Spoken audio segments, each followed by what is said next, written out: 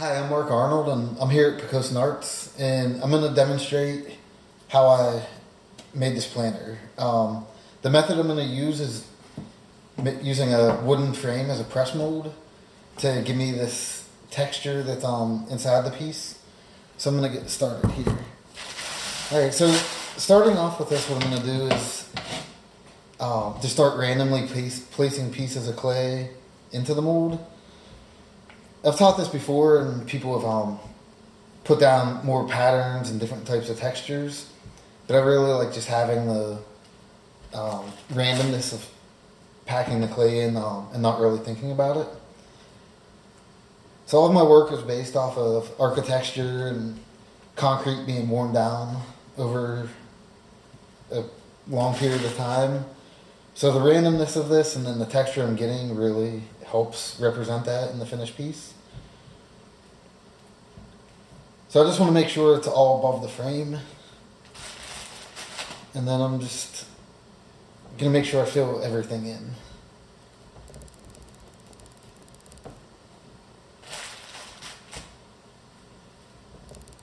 Okay, now I'm going to start compressing this, and what I'm going to do is slide my hand across the top, making sure that the clay packs into every area that I didn't just press the clay into. And it's also compressing it to strengthening it. So I didn't mention I'm working on concrete board, hardy backer board. So what that's doing is it's letting the clay not stick to it and lets me work faster. Just being a concrete surface, and it also drives the clay out quicker and lets me work through pieces at a pretty rapid pace.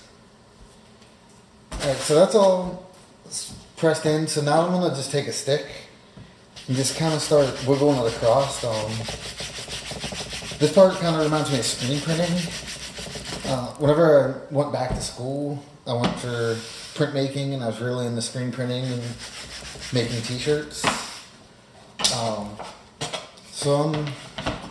It's kind of nice to be able to bring in other processes and other art skills that I have into making pottery. Alright, so I'm going to finish smoothing out the back of this. So now everything's level and thick. These boards are about 3/8 of an inch thick in this dimension. So now that everything's level, I'm going to compress the back of it just to smooth out what's going to be on the inside of the pot.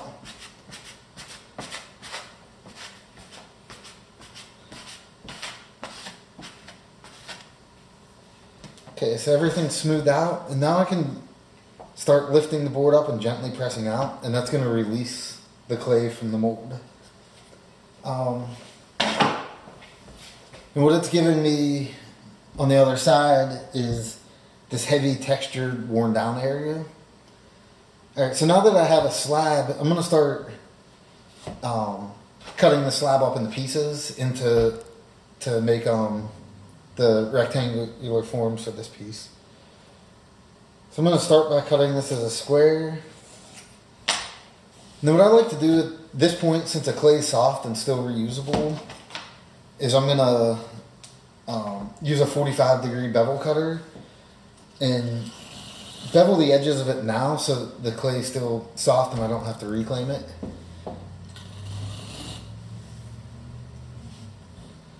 The reason I'm beveling the edges is it makes the connection point stronger. When you're connecting at a 45, it gives you more of a surface area than if you were connecting at 90s. Alright, so I'm going to prep a few more of these, and then we'll skip ahead to when they're leather hard, and I'll teach you how I assemble them.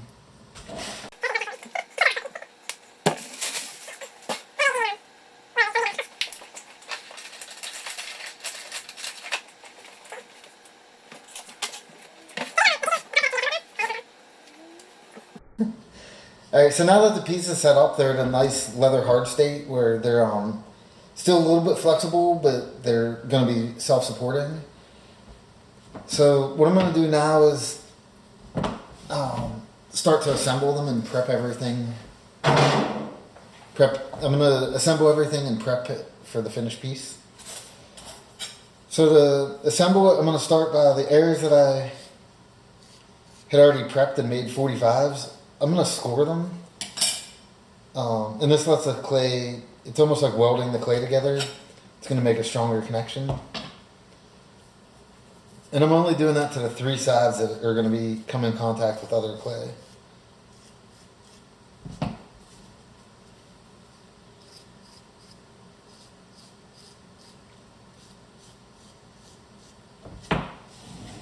Any questions?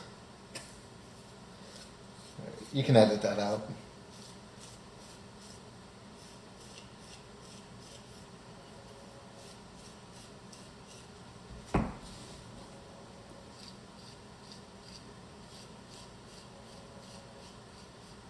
Okay, so all the sides on all 5 pieces scored.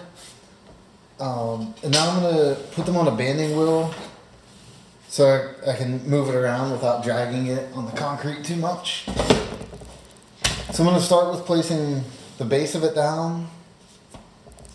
I'm using a little piece of canvas to keep it from sticking to the banding wheel. And I'm just going to go around the bottom of the piece and just add a little bit of water. And then I'm going to take the walls and do the same. Brush water on all 3 sides. And then I'm going to start to assemble it. So I'm just going to wiggle it into place and make sure that connection is nice and strong. And then smooth out the inside seam. I'm not too worried about the outside because after I assemble it, I'm going to paddle it around a little bit and strengthen the outside.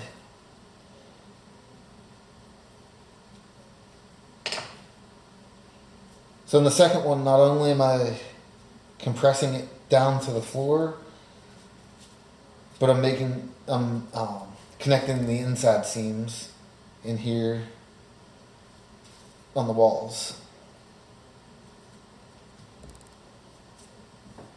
So what I really enjoy about this process is how quick the pieces assemble. I take a lot of time and I'll prep out and measure the sizes and everything that I want, and make templates out of tar paper. And then I'll go in the studio and press out a bunch of the pieces for like several. Like if I was to make these, I'd make about 3 boxes at a time. So I'd press out all 15 pieces that I would need. And then let them dry, go to lunch, come back, and then be able to assemble and have the 3 boxes rather quickly.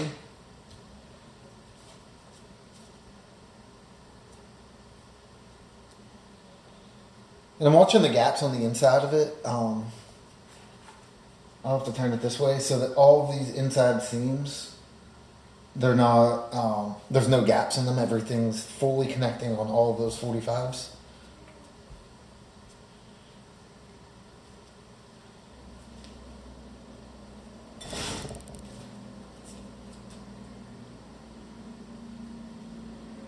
Okay, so now I'm going to go around on the inside and just use a soft brush just to clean up the insides of the seams. So right now it's roughly assembled, everything's connected. But what I want to do is clean up these outside edges in the corner, or all 4 corners. So what I'm going to do with that is I'm going to go around the piece and paddle and drag the edge over and round them over on each other. I do it aesthetically. It leaves to get like almost like a weld mark on the outside. But then also I'm paddling it and rolling this edge over, and that's strengthening the piece too. Strengthening that connection point. So I'll do that to all 4 edges on the outside. I'm just rolling them all over and to the left. Sometimes I'll roll 2 sides so they face in towards each other, almost giving you more of a front and back to the piece. With this, I'm just going in the same direction and almost create the pattern as you go around it. Okay, the next thing I'm going to do is flip it upside down and do the same thing to the base so it rolls up that edge. It's going to give you a slight undercut underneath it.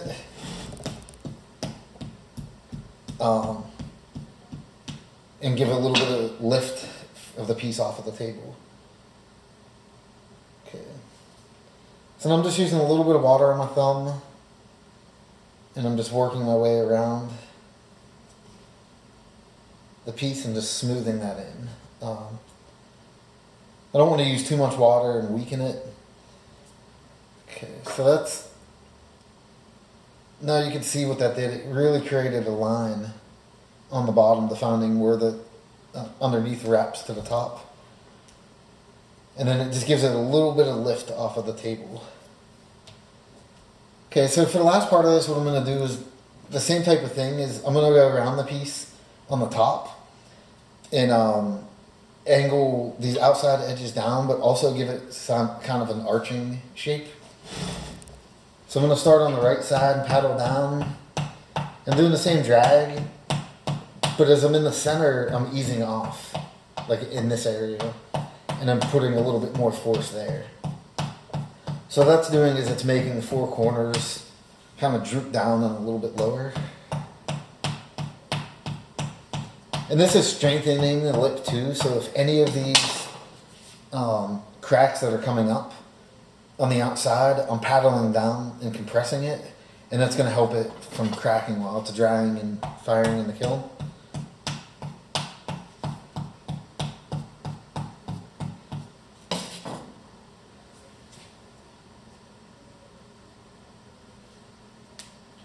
So now I just want to make sure everything's square. I'm going to drop down and follow the form a little bit more at eye level.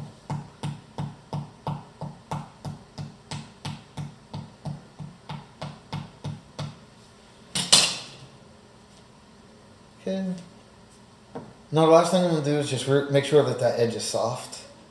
Just a little bit of water on my fingers, almost like your pinch. And I'm just kind of sliding around the piece and knocking off any sharp edges.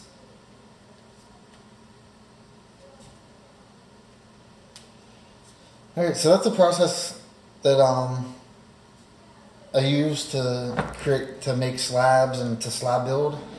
If you have any questions and would like any more information on these processes, please check out www.pocosanarts.org.